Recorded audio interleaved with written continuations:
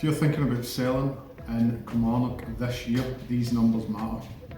Hi everyone, I'm Brian from Be Listed and this is your Kilmarnock property market update for March 2026.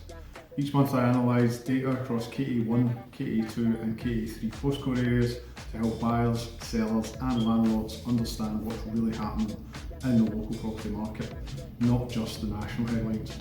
If you'd like to explore the full report with all the figures and charts, you can find it on our website. Market overview, so let's start with the overall picture. Across KA1, KA2 and KA3 areas, there are currently around 298 homes available on the market right now. That's a noticeable increase compared with previous years and means buyers now have a lot more choice than they've had for quite some time.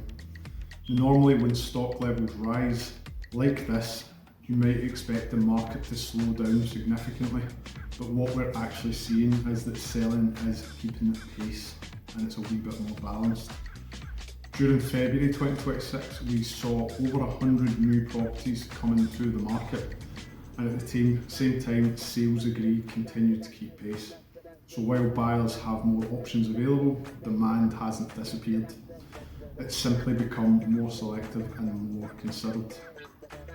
One of the biggest changes in the market over the past year has been buyer behaviour. Buyers today are doing far more research before they make a final decision. They're comparing similar properties, looking carefully at condition and location, and they're paying close attention to pricing. What that means for sellers is that pricing strategy has become more important than ever.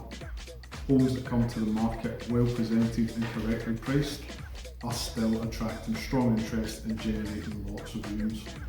But properties that start too high can often sit on the market longer while buyers wait for adjustments. Impact from new builds. Another factor influencing the market locally is the number of new build homes currently available in these areas. Developers are adding a significant amount of stock, which increases the total number of properties buyers can choose from. That creates a bit more competition for second-hand homes, particularly in certain price brackets. However, established homes often still offer advantages that buyers value. Things like larger plots, mature gardens and more established neighbourhoods. On the letting side, the rental market, the Kilmarnock rental market remains very strong. Demand continues to outstrip supply, particularly for 2 and 3 bed homes with outdoor space or parking. Well presented rental properties are still letting very quickly, and this continues to attract interest from both landlords and investors.